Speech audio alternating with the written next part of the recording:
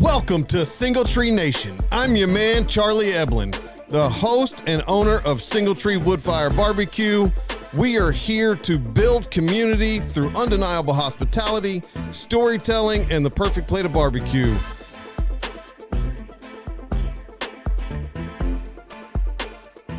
My illustrious co-host here, Mr. Derry Wells. Everybody. Today is another epic day in the Murfreesboro, Tennessee world. And Single Tree Nation, we have an outstanding guest. I'm super excited to have him, Mr. Joey Victorian. How are you? Doing well. Just packing up and gonna head over back to Waco as soon as we're done with this. And where are you now? I'm in Houston. I live here in Houston. Okay, awesome. But your restaurant is in Waco, or out in was right it Mart? Outside of Waco, in a small town called Mart, and it's M-A-R-T with the T. Yeah, a lot of people want to say Mark, and then they look for Mark, and there's no Mark. So you go back and forth? Yeah, I go there on a Wednesday, usually Wednesday morning, but I had a lot to do today, so I usually get out there on Wednesday morning or Tuesday nights. And then I'll drive back Saturday evening or Sunday morning. Okay. And I built an apartment in the back, so we're all there. You go. How far away is Mart from your house? From my house, it's 2 hours. Oh, that's not too bad. No, because it takes an hour to get across Houston if I was to go see my parents. Oh gosh. I live Northwest Houston. They live Southeast Houston. Gotcha. 1 hour. Gotcha. Yeah, I lived in the mid 80s. I lived in Sugarland, Texas. Okay. One of the suburbs of Houston. So gotcha. That was nothing but fields back then. Yeah. It's not like it is today. Yeah, no, that was sugarcane fields back then. Yeah. I love it. I'm not from Texas, so I don't know. So if you think of like if you're thinking of Nashville, sure. All right. So sure. Back then, Houston was probably close to what Nashville is today. Okay. All right. It would be like Sugarland would kind of be like what Dixon is. Gotcha. Okay. Right. That's all reference. So Thanks. it's on the outside. It's keep the locals happy, so we don't talk about. Yeah. Gotcha. All right. Yeah. So, well, man, look, I appreciate you joining us and hanging out with us for a little while today. No problem. I own a barbecue restaurant, which I'm sure you've probably already researched and found out. Yep. And then you got a barbecue restaurant. Derry is a barbecue aficionado. Mm-hmm. He is pretty. I feel like each week I get another elevated status for this. Well, you keep learning. So, okay, there you go. So fair enough. All Look, right. Every day, the better you get, the more you get. That's what it is. I know what I didn't get to do. More syllables your title gets. See, right. Exactly. That's what I'm kind of getting at. So, God, I did not get to make it to Shatika's food truck this weekend. I wanted to. She posted something on there. And that's a whole nother. And I know we're here for Joey, and I'm not going to get your stuff in Texas. I'm sorry, but unless I'm down there, I will make a trip to Texas for that. But I'm telling you, I feel like I did myself a disservice by not making it over. So anyway, have you had the pleasure of meeting Tico yet? No, okay. I haven't met anyone from the new season. Okay. And I kind of knew Gerald through Instagram and him being a Louisiana boy and everything, and my family's from Louisiana, so yeah. We so I started watching I watched the very first season and kind of got geeked out about it, and was like, oh man, this is pretty cool, right? Like this is pretty slick because I'm a 100% wood kind of fella. Like I love offsets. I love live fire cooking. I love cooking with wood. Like it's hard to get me to use charcoal sometimes because it's not the whole log, right? Because I grew up cooking on fireplaces, right? Yeah. So when you get that, it's just a totally different flavor and style and thing, right? So the trench got me the first time I saw it. Like it hit my soul. The trench did? Yeah. All right. Joey, Did you? What'd he say? It hit my boots. Oh yes. All right.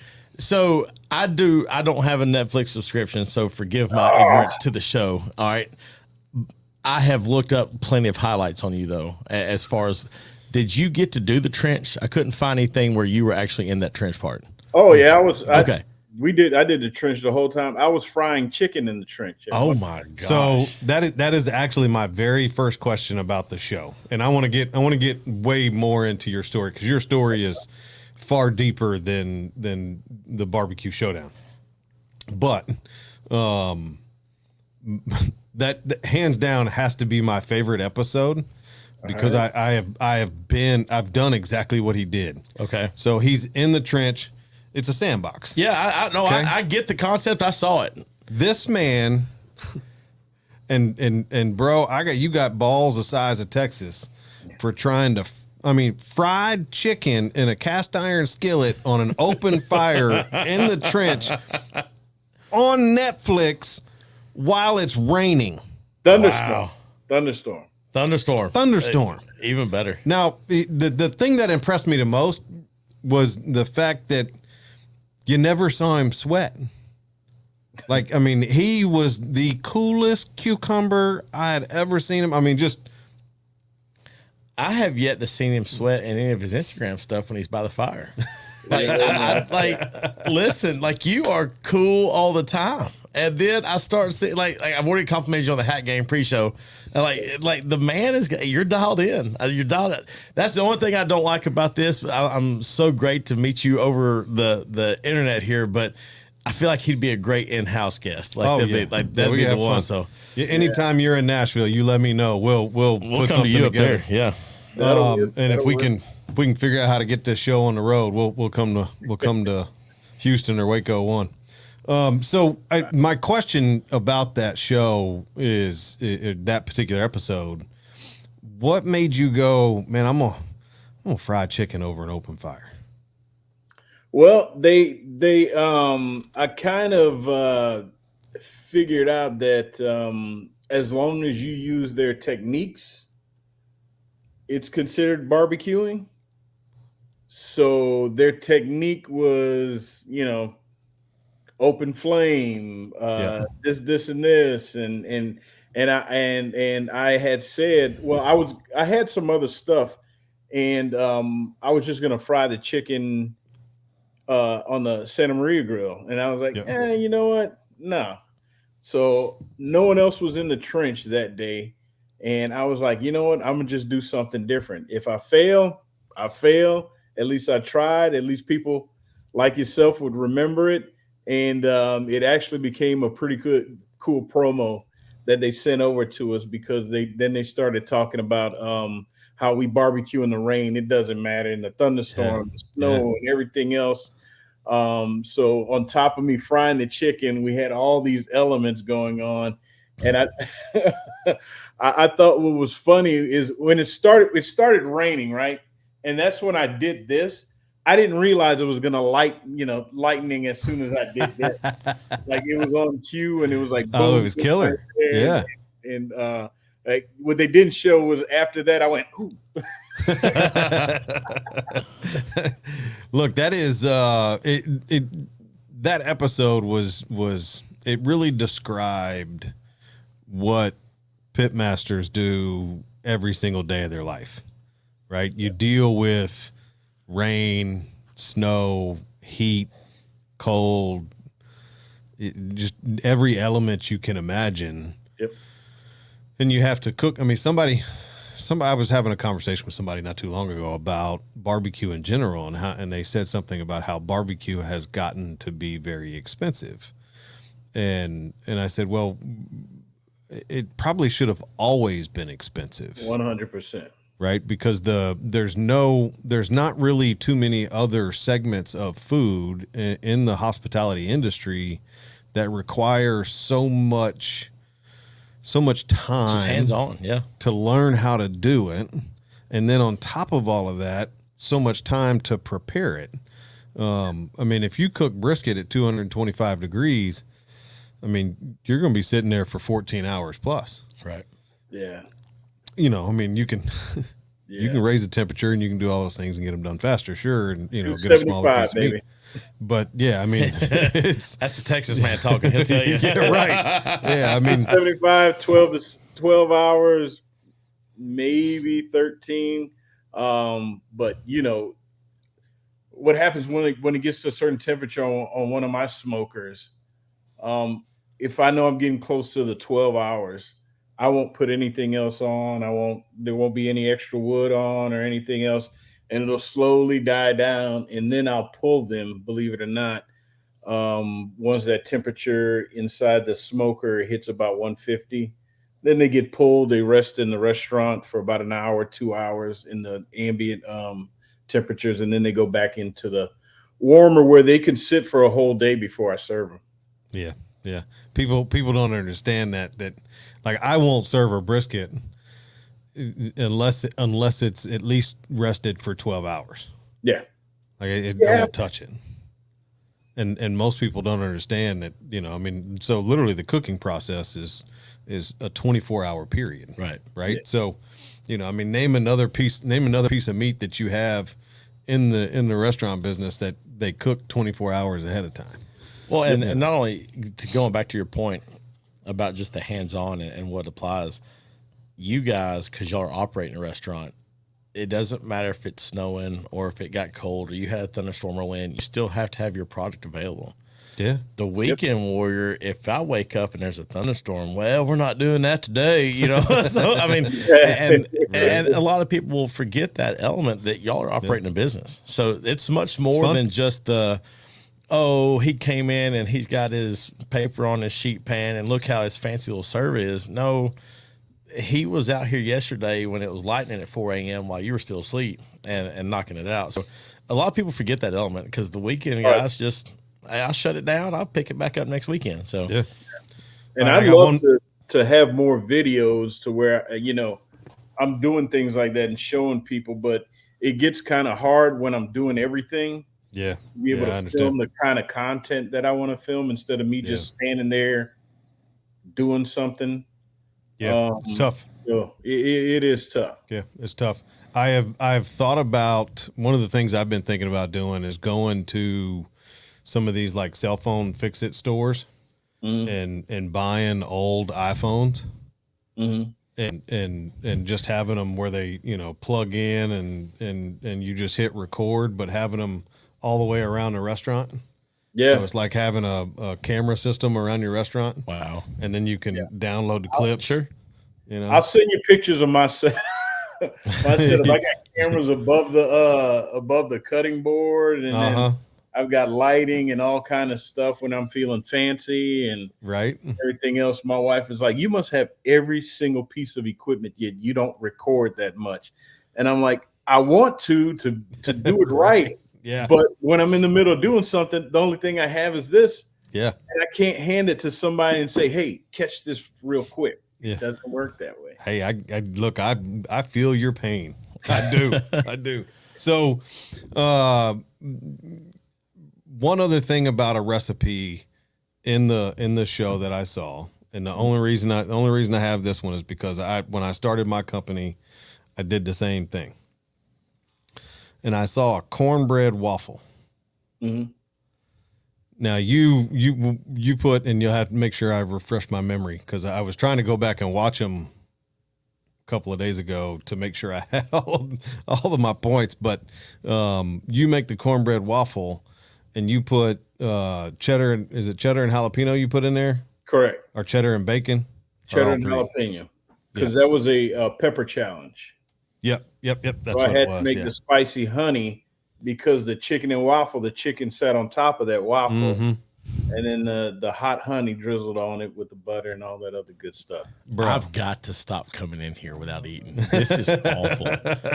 That is the most perfect description of just like, I can visualize this. Oh yeah, man. Look, I'm gonna have to give you my Netflix so you can watch the episode. Please do. It was killer, man. And when I started my company, we tried to put together a stuffed cornbread waffle, and we did the same thing. It was cheddar, jalapenos, bacon and pulled pork. And we put all of that in there, and then I topped it with white sauce and chives. And it was the same thing. It was just, I mean, bro, it's just it's so good. Gosh, so good. But trying to execute that inside of a restaurant or not even a restaurant, inside of a food truck was a little bit difficult. Sure. So I tell you what happened one time was at the restaurant we got in the wrong kind of cheese they sent us. They sent us like this queso kind of cheese, and it wasn't really the kind you would make mac and cheese with. Right. We started to make mac and cheese. It just wasn't working right. And then, so I was like, you know what I'm going to do? I took a bunch of scoops of it, put it on my big Belgian waffle maker. Yep. Made waffles out of the mac and cheese, and then topped it with brisket and everything. So that is phenomenal. Nothing goes to waste. Heck no, man. Heck no. Heck no. I love it. So your show aired, I guess it was a little over a year ago now, right? May 26, 2023. So when you got on the show, was it kind of like what Shatika was telling me? Like you were told that you were on the show months prior to filming? No. Our show was totally different because it was almost the end of COVID, not really the end of COVID, but it was almost the end of COVID. So I went through a process for like 7-8 months. Oh, really? Yeah. When they contacted me, they wouldn't tell us who they were, right? So they kept contacting me through Instagram, and I kept deleting it, thinking that it was just some scam or something like that. Maybe I should stop deleting my messages.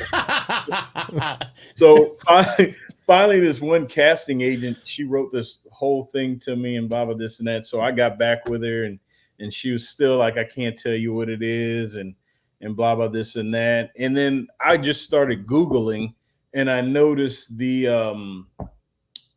call sheet for the show popped up. So in my mind, I didn't tell them, but in my mind, I'm like, okay, this has to be BBQ Showdown. Yeah. But here's the kicker. I didn't watch the first season until I figured out who it was, right? Oh, wow. But another thing is I had already been friends on Instagram with Rashid. We had talked about some things and talked about tri-tip. And so and then I was like, well, let me go back and watch the first season, because I refused to watch it at first because there was no one from Texas on the first. And I was like, what kind of stuff is this, Yeah. No one from Texas on a barbecue show? Right. So then I went back and watched it. Then I was like, oh, crap. And then I text Rashid. I was like, is that you? And he was like, yeah. And then he started laughing. But yeah. And then, they had me doing, hey, can you cook this? And then send us a video of it. Can you cook this? Send us a picture of it. And it's like, oh, man. And at the same time, I was trying to get my restaurant. Oh, so, wow. I was trying to buy the building that my restaurant is in. And then finally, January 9th, I think it was, I signed the paperwork for my building, my mortgage, and all that other stuff. And while I'm in there, I get a call. And they're like, hey, Joey, this is, it wasn't Daniel. It was Patrick. Hey, you're going to be on the cooking show. Do you want to do it? And I was like, heck yeah. So when I got the keys, the same day they told me I was going to be on the Netflix show. Oh, boy, you had an emotional day, didn't you? Oh, man, it was crazy. It was crazy. And then and they were like, well, since we took this long and stuff, we're about to start filming. So I had to get everything ready and then started filming. Well, we got there at the beginning of February. And then it was probably a little less than a week before we even started filming anything because of COVID. Somebody caught COVID. And then we had to stop again because somebody caught COVID. So we were there for a good month when usually a show like that is only 2 weeks. Yeah. Wow. Yeah. That's what I was thinking. It was. We were quarantined in a hotel pretty much for almost a month. Wow.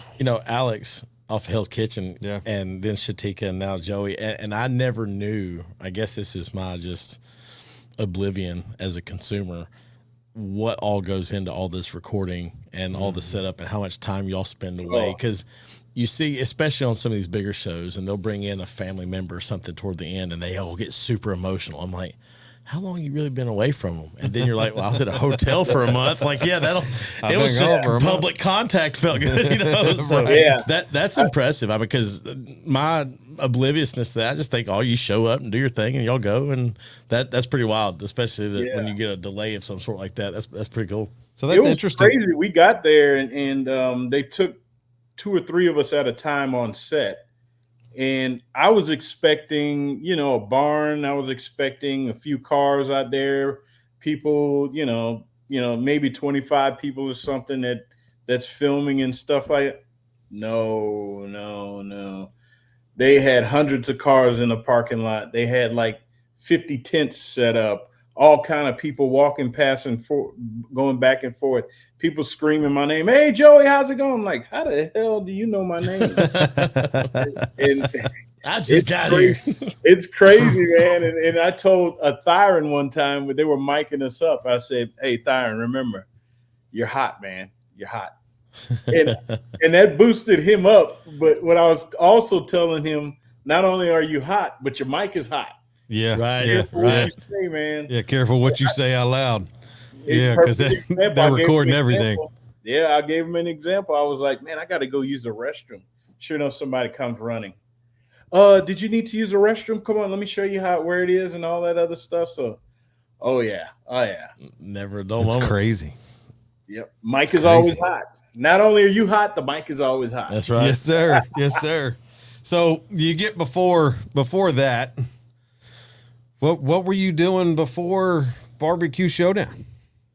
I had my food trailer. I started that back in 2016, I think. Then COVID hit. I sold it to John Brotherton, and then I started working as a inside sales at my wife's business, where they were she did marketing for a plumbing company. Oh wow. So I did that for a couple of years during COVID because I could do it from home. Right. So I don't know what it was like to be off of work for COVID for 2 or 3 years, because I was still working my ass off. Seems to be a common thing with you barbecue guys. Y'all find a way to find a way to work hard. Gosh. Yeah. So so what? I mean, you were coming out of COVID, right? The country is not fully out of COVID, and you're out looking to buy a restaurant. Yeah. So I had seen one on LoopNet, and I was driving towards Magnolia to the silos over there to go check them out in Waco and things like that. But the way that I passed, I just happened to pass in front of that building. And I was like, oh, that's that building I seen. Stopped, called him up. And I mean, the price was dirt cheap for 2 gorgeous buildings. And he was like, they already sold it. So I was like, oh, okay. So I continued to the silos, came back home a few months later. That's when the guy called me and he was like, hey, man, that deal fell through with the other guy. If you'd like to purchase it, you can go ahead and purchase it. I said, well, I'll get this one as long as I could buy the other one down the street from you and make it a package deal. Small town. He was like, yeah, that's cool with me. Yeah, blah, blah, this and that. That's how that happened. But I had always been looking to have a brick and mortar because the cost of running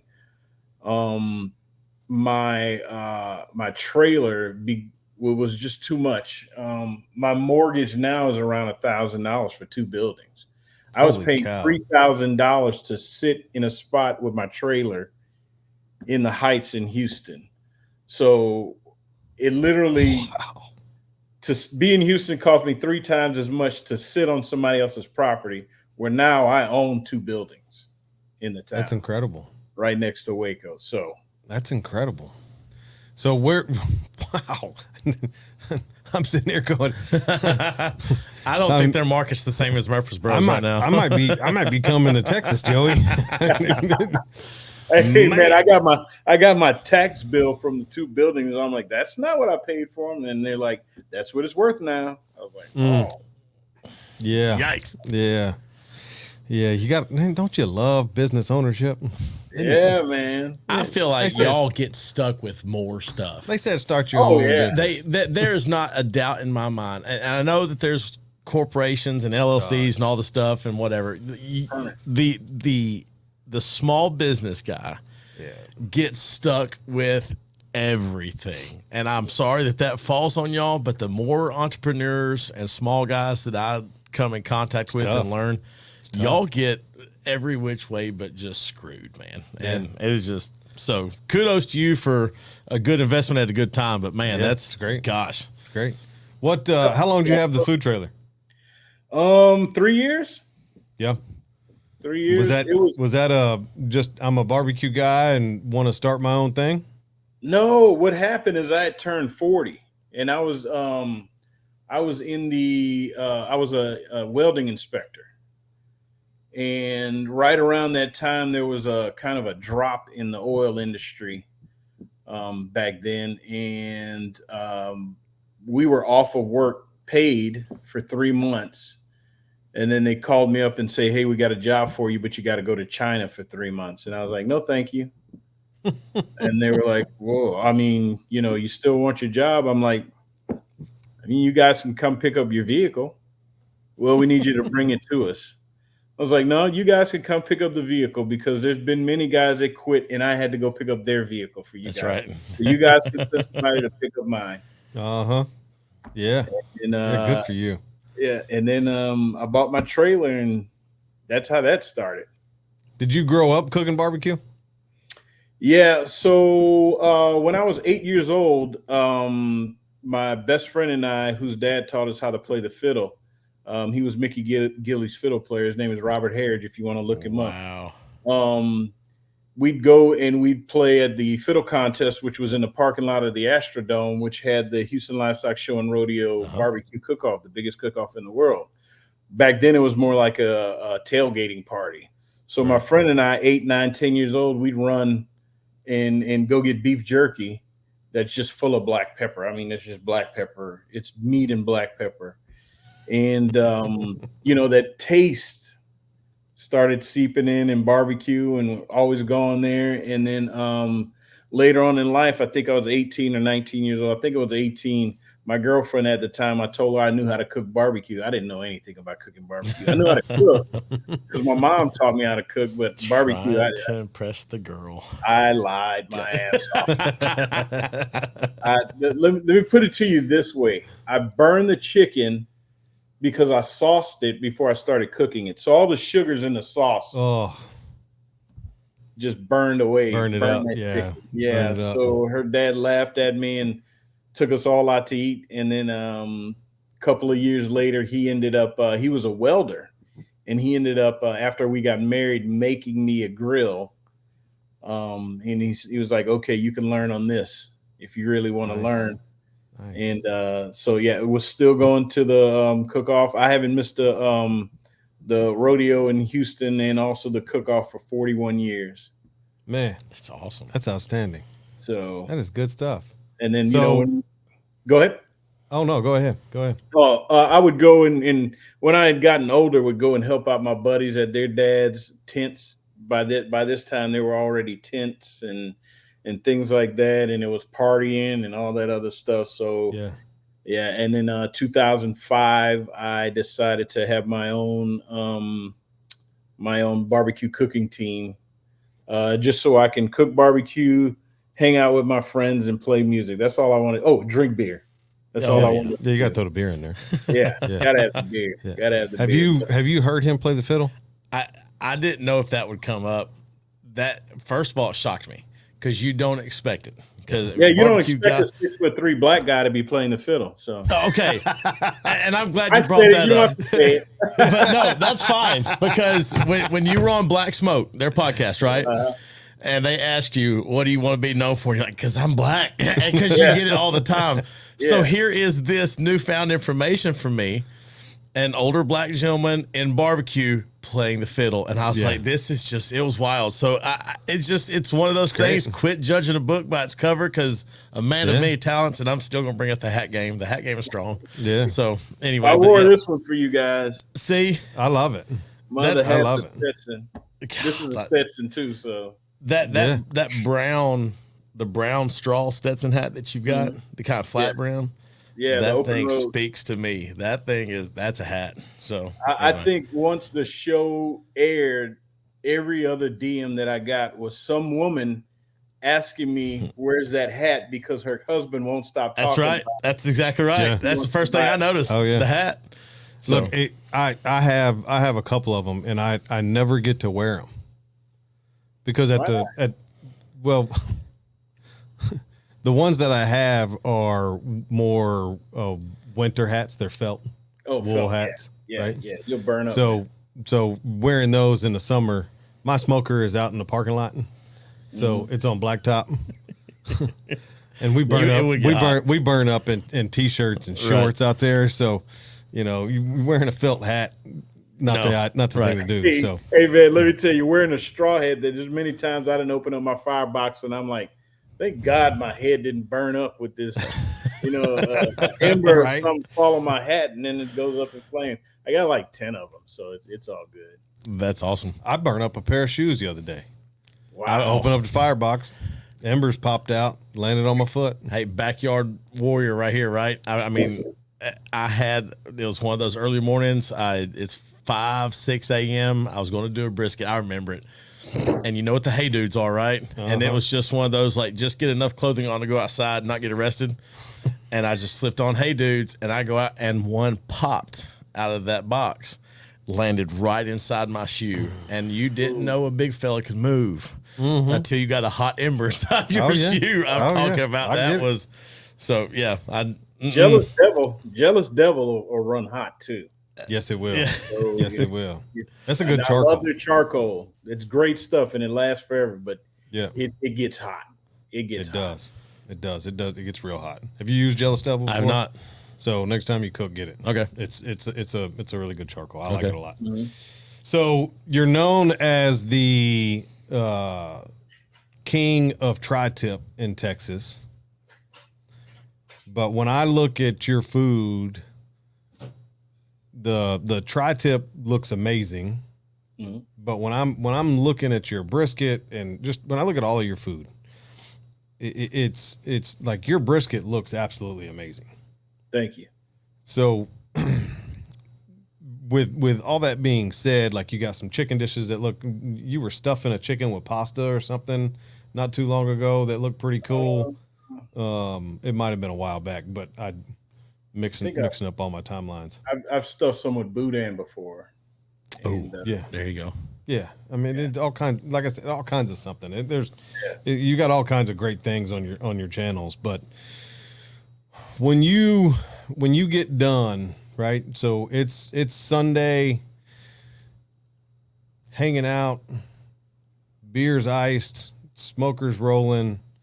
What's on your smoker? What's the favorite thing that you smoke? I honestly love smoking tri-tip because I love steaks. Yep. And with a tri-tip, it's a big piece of meat. Some of them are, and you can do a whole bunch of different things. You can even stuff a tri-tip if you wanted to with different things. And so it's going to be that, or I'm slapping a ribeye or something, a fillet on the grill.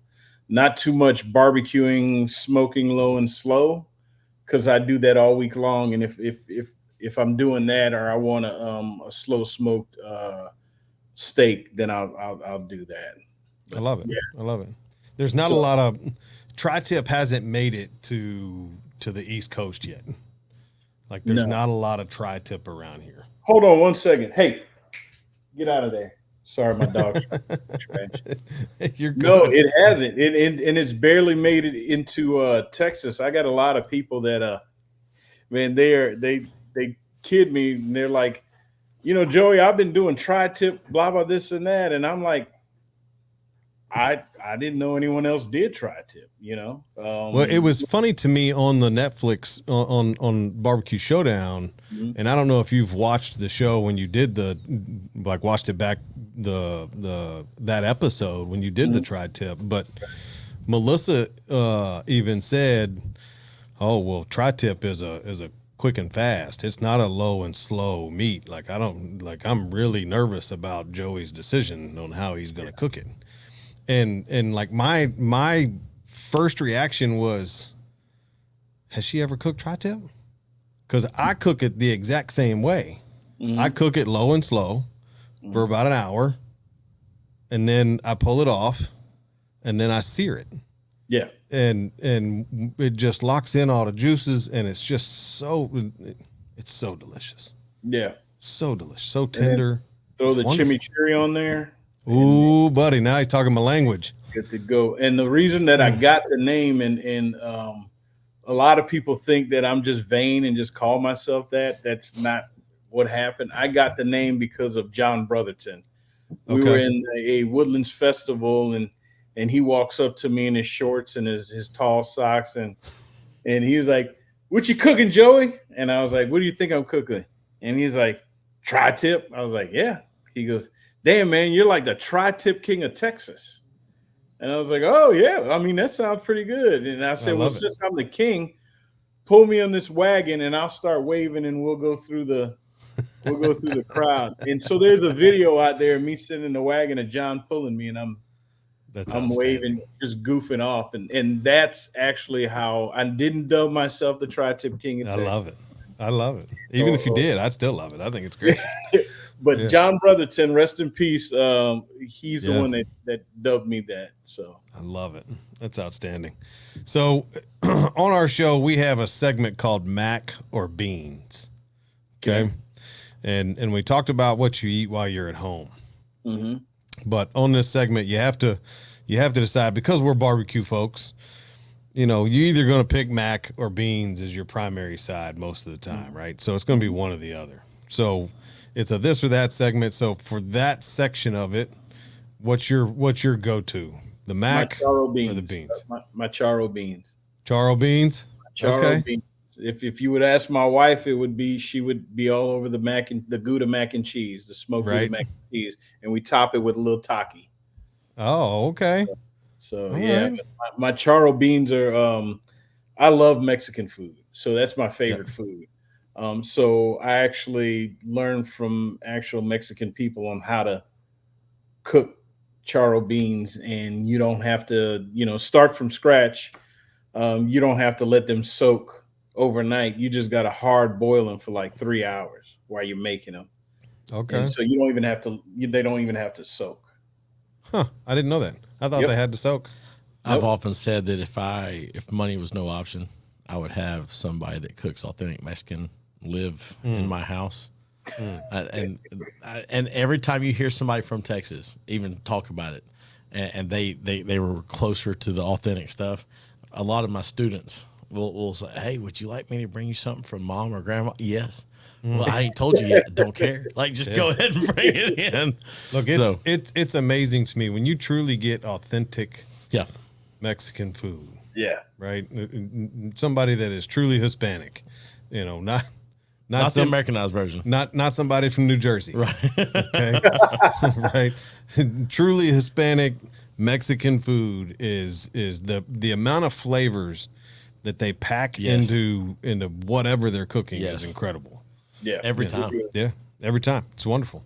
All right. Really from a Pitmaster standpoint, would you rather make sure I'm getting this right, but spares or baby bags? Spares. Now, with the spares, are they St. Louis cut or are they the full spare? The full spare. And that's how I serve them at my restaurant. My man. I don't cut the tips off. No. You get the full. I'll even do this. I'll give you even the full half rack for like $24. Nice. And because if I weighed it out at $11 a half pound or $22 a pound, one of those big half racks would probably weigh about 3 pounds, 2.5 pounds. And then you like $40-something. So people are coming and I'm like, I only want 2 ribs. And I'm like, I'll give you 2 ribs. I have to weigh them. Or you can just get half a rack, take the rest home. Yeah. And you're good to go. Yeah. It's funny. The more barbecue guys you talk to, they all lean toward the spare rib. I shouldn't say all, but the majority. Yeah. It's the not as barbecue efficient people. They're like, well, give me my clean baby back. Look, man, like I've said before, I think baby backs they've got their place. They do. Yeah. I think they're for overcooking, pulling the bones and putting them on a sandwich. That's what I think baby backs are for. just my opinion. Yeah. That's a good opinion. I hate cutting baby backs. Yeah. Individually, because there's that bone that's right there at the end of one. Yes. Or at the end of them, you got to damn near chop through, and it's like So what a lot of places do, they only cut to that bone, and then they'll give you half a rack, and you'll just rip it apart yourself. I love it.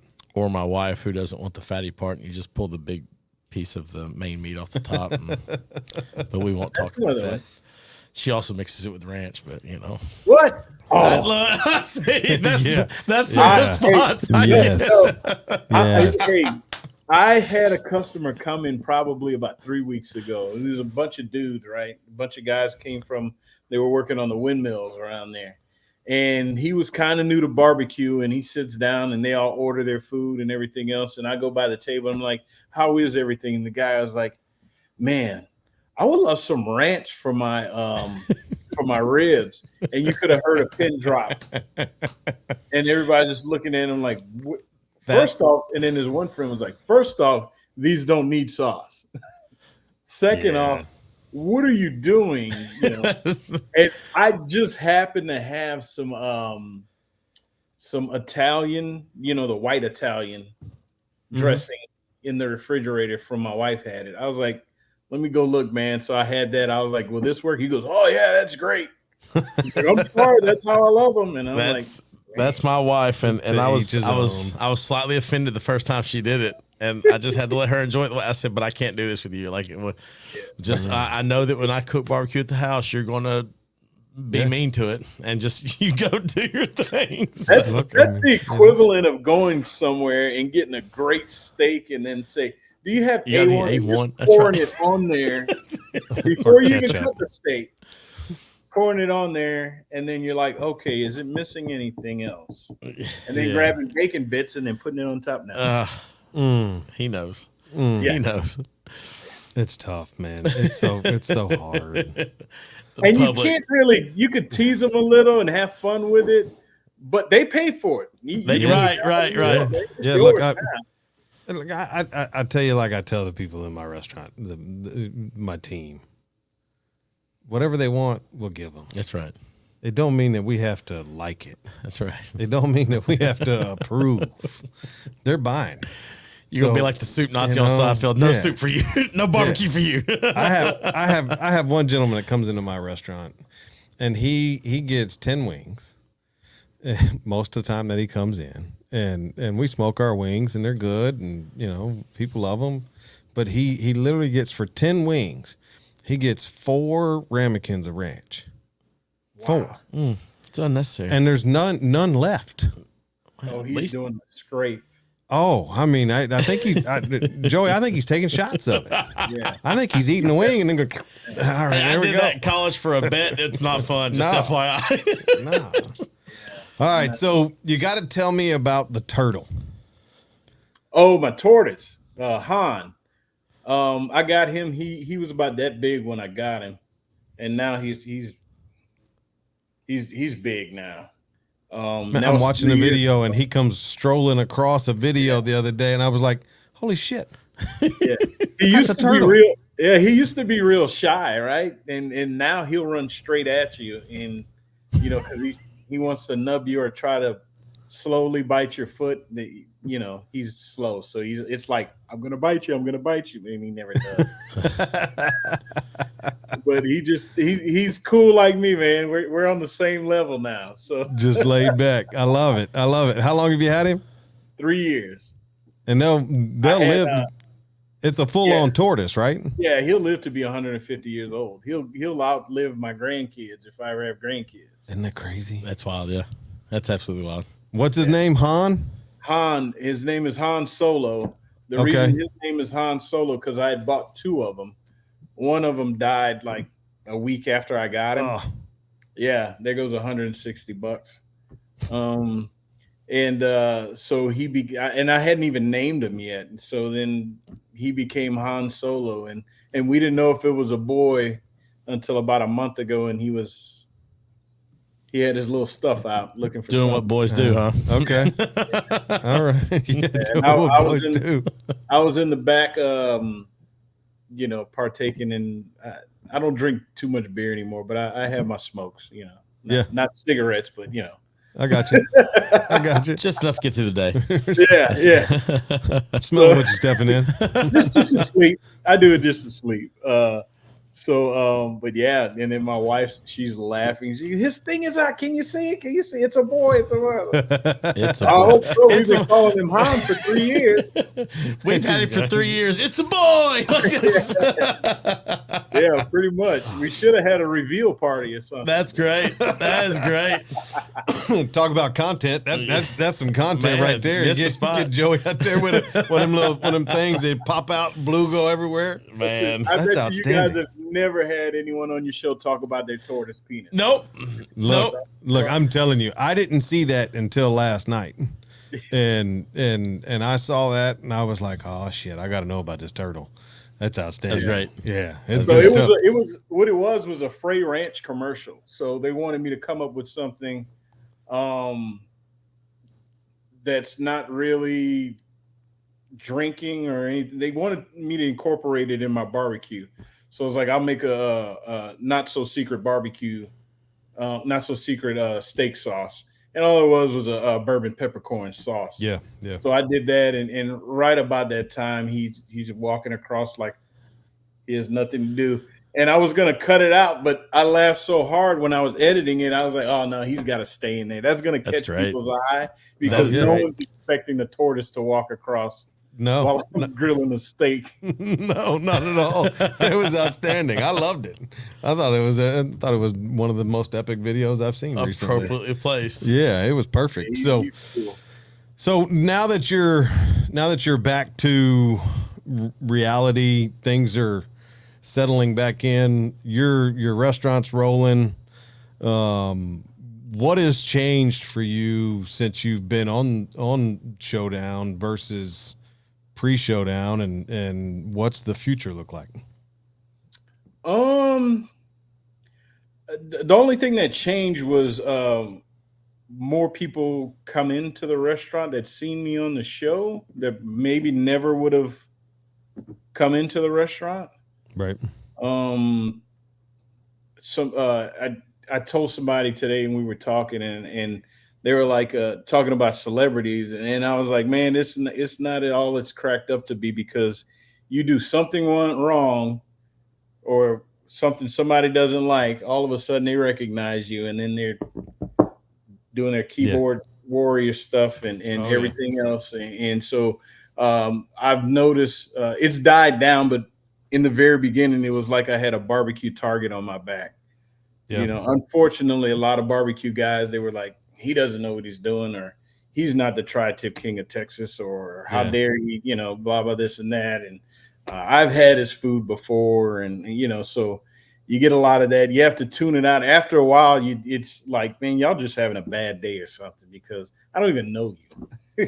Yeah. I have found there's not enough people in this world that understand that the collaboration that we could have as people in the hospitality industry to help each other up is absolutely incredible, and we take the low road way too often, right? Yeah. And it's really one of the whole reasons that me and Derry are sitting here on the show today, is because we want people like yourself to come on the show and tell their story and what they're doing and why they're doing it, and go see you and eat your food, and your food's going to taste different to anybody that gets to watch this show and come see you, right? Yeah. And just because they're going to know a little bit more about you before they walk in the door. Yeah. I just don't understand why we can't help each other out. It's not just our industry. It's all around, man. There's just people out there that want to watch the world burn. That's just amen to that. that's for just sure. that's the way of the world, man. They just want to sit back, and if they're not the one on top, then they can't let anybody else be on top. So look, it's why we partnered with Toast as our primary technology partner. Notice the hat, seen you. Yes, sir. They are absolutely amazing. Their whole thing is restaurants helping restaurants and helping build a community and helping their community grow. Right. I'm a part of their customer advisory board, and we're putting together like a local customer advisory board meeting that we're going to do quarterly here in Nashville. Cool. It's going to be amazing. You don't have to be a part of Toast to attend it, right? But you can come and learn and hear and talk about the things that, are going good, bad, and indifferent in your world to help you help Toast learn how they can help more. And maybe you can meet somebody that's had those problems before and work through how to get through it. And that's what it's all about. And we just don't do enough of it. Yeah, a true pitmaster teaches. Yeah. I was talking to Billy Derry one time and asking him a question about some of his baby back ribs that he did, and it was the sweet Asian rub or made Asian sauce and stuff on there. And I asked him how to make it. And I told him, I was like, Billy, you don't have to tell me if you don't want to. He's like, Joey's secrets are for suckers. Yep. I tell you exactly how I cook everything I cook. And that's how I am with secrets are for suckers. Oh, yeah. I'm going to put that in the classroom. There you go. Oh, yeah. Right over the door. Some of the best pastrami I've ever eaten in my life, by the way. Oh, yeah, yeah. Billy is good, man. Billy's pastrami. Okay. Oh. And the thing is there's enough to go around for everybody. I know that's a cliche thing, but it's the truth. There's enough to go around for everybody. Now, I can tell you exactly how I cook my briskets, tri-tip, and everything else, and I guarantee you'll tweak it a little, or you won't follow it exactly, or you may prefer to do it a different way, but kind of follow my guidelines. So I'm not losing anything by it. I'm gaining someone that entrusts me to help them out, and then vice versa if it comes to it. What I tell people is this, Joey, and you can tell me if you disagree, and it's fine, right? I'll write down exactly everything that I do.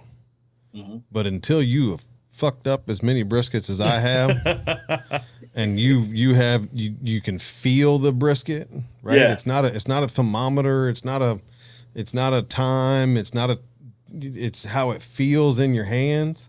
Yeah. Until you know what that feels like, your brisket's just going to be okay. Right. Yeah. Right. You can get to cook an okay brisket by following exactly what we write down on a sheet of paper, right? Cook it for X amount of time till it hits this temperature, wrap it, the whole 9 yards. But until you've just screwed up that many to where you can go, that's the right second brisket was the one where I took my big learning curve. I got a little bit of a flare up in the temperature. Oops. And I remember my mom stopped by. How's it going? And I'm like, I'm in full panic mode. And I just took it off the smoker and I put a layer of foil in the bottom of the cooler and I sat in there and closed it. And I said, I don't know what else to do. I was like, it's not been, because I'm looking, my thermometer's one thing, the clock's one thing. I was like, nothing is right. And I put it in the cooler and walked away. And I said, I don't know what to do. And I came back and I let it sit there. And I knew it was wrong, right? Because I didn't meet all the stuff I'd been reading. And I let it sit and I let it kind of temper down. And then I put it back on the smoker that had finally calmed down. This is like hours later after I had let it. Well, the cooler did its job, didn't let it, and I learned right then, like, there's so much here that you can play and just, and all these chat boards and, hey, do this. If you don't do this, it's wrong. You just got to trial by fire, pun intended, is the only way to do it. I mean, that's what I tell people. Yeah. You're going to burn a lot of briskets. You got to be crazy if you think I didn't burn a lot of briskets. I could do it in my sleep now, but sure. Yeah, and then I don't remember. I used to live and die by the thermal pin. I don't remember the last time I used it. Look, I cooked. I don't even know what day it is. Yesterday, I cooked 12 briskets yesterday.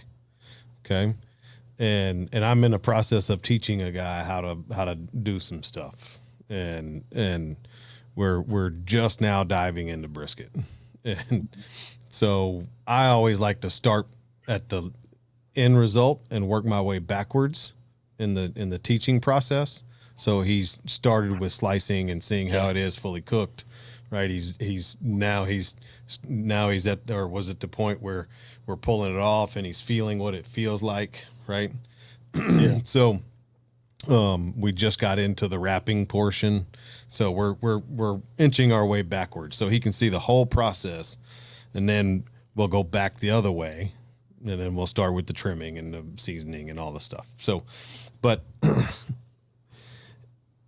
he looked at me yesterday and was like, "So what temperature are they supposed to be?" Don't know. we're pulling them off, right? And Like this. and I went like this temperature. Uh-huh. They're all different. All briskets are different too. Yeah. Man. Well, I use a probe. I'll use a probe to poke it, but I don't leave it in there long enough to really even get a reading. It's just kind of how quick they slide in. Does it slide? Okay. Yeah. Okay. Yeah. Okay. Yeah. And he goes, "But what temperature are they supposed to be?" And I said, "I don't know." And he looked at me like I had 4 eyeballs. And I said, "Well, here, fine. Let's just temp them." And we temped all 12. Okay. I had one that was 192 degrees, and I had another one that was 206. That was the range. So from 192 to 206 was the range of all those briskets. All in the wheelhouse. And the one that was 206, quite honestly, I probably should have left it on. Sure. But I knew it was going to rest. I knew we weren't going to use it until today. In best case scenario, we would use it tonight. But, it's kind of like, one of those things. Not all beards are the same. We all got a beard. That's right. Yeah. That's right. But not all beards are the same. You can get from the same packer, 1855, 44 Farms.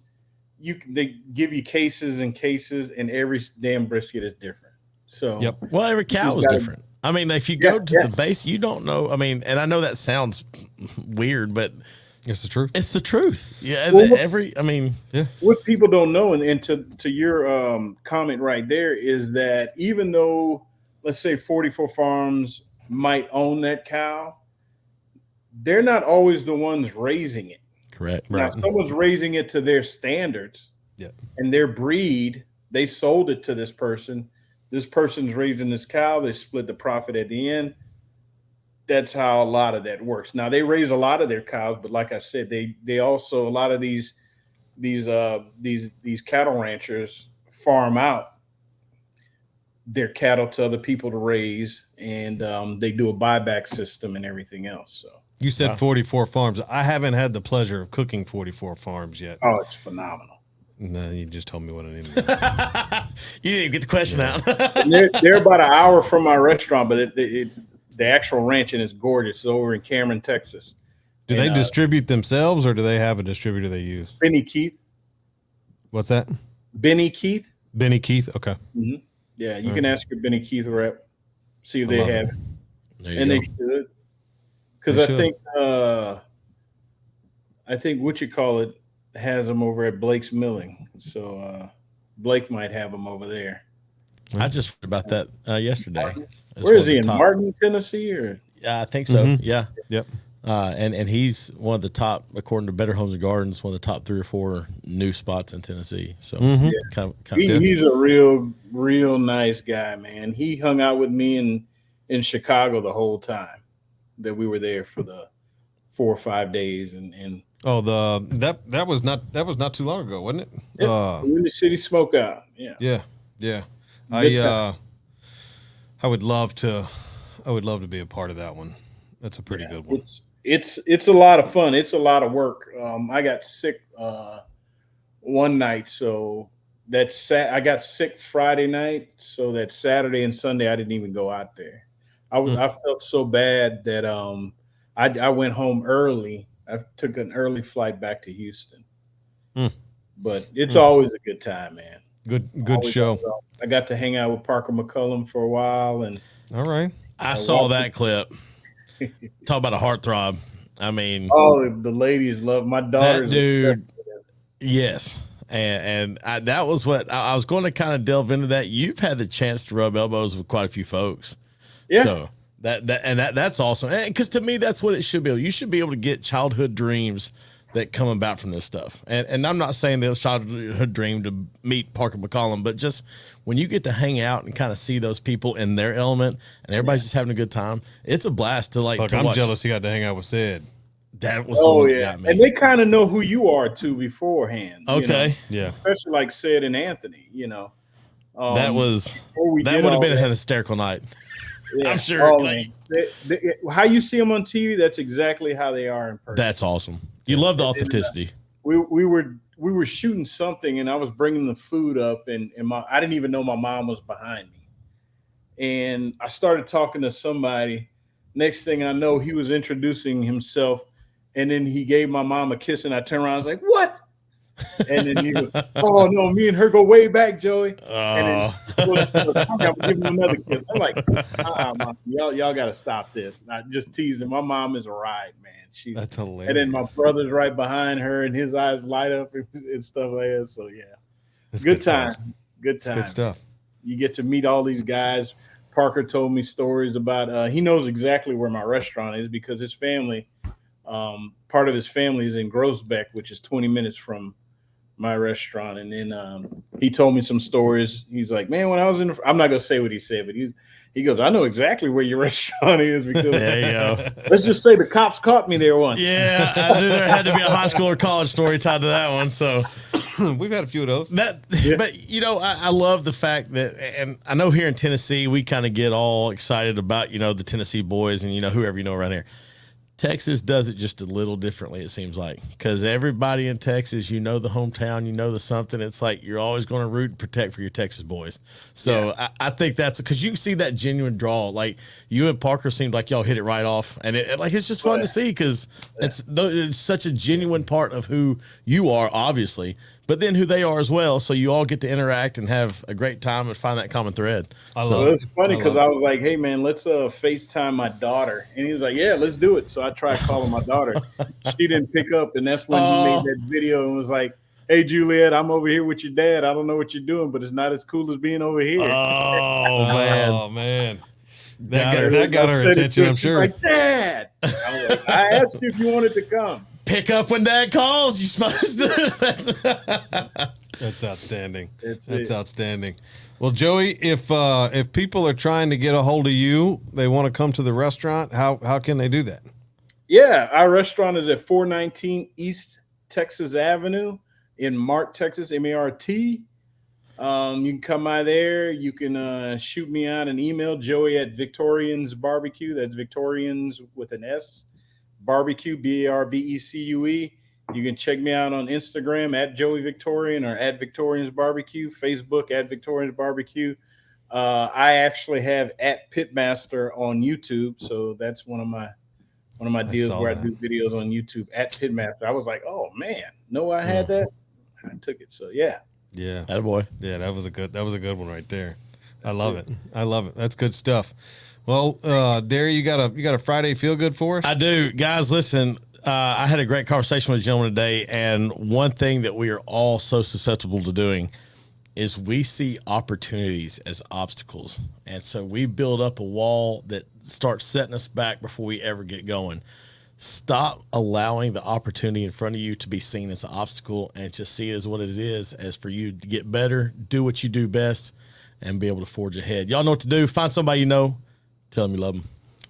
I love that. Today on one of our calls, we meet on LinkedIn Live every Wednesday and Friday at noon Central. And on the call, we talked about landing the big fish. And we talked about, so like people to have on our podcast, people to sponsor, people to help us at the restaurant, getting on BBQ Showdown, whatever it may be, right? And somebody asked me who my big fish was right now. And I said, well, I got a couple of them, but the top three are Guy Fieri, Drew Brees, and Denzel Washington. Nice. I want to have all 3 of those on the show, right? There you go. And the fourth, really 4. I forgot about one. I don't know how I forgot about one, but Coach Prime. I would love to have Prime. Yeah, I would love to. I would love to have Deion Sanders on my show. That would be outstanding. So if you're listening, Prime, Drew, y'all, Denzel would be the one I'd go after. But that's all of them. Denzel's like we have arrived. Cream of the crop there. That's awesome. Look, guys, I appreciate it. Thank you, Joey, so much for hanging out with us today. If you guys want to get involved, feel free to reach out to me at charlie@singletreebbq.com. You can get into all of the social medias at SingletreeBBQ.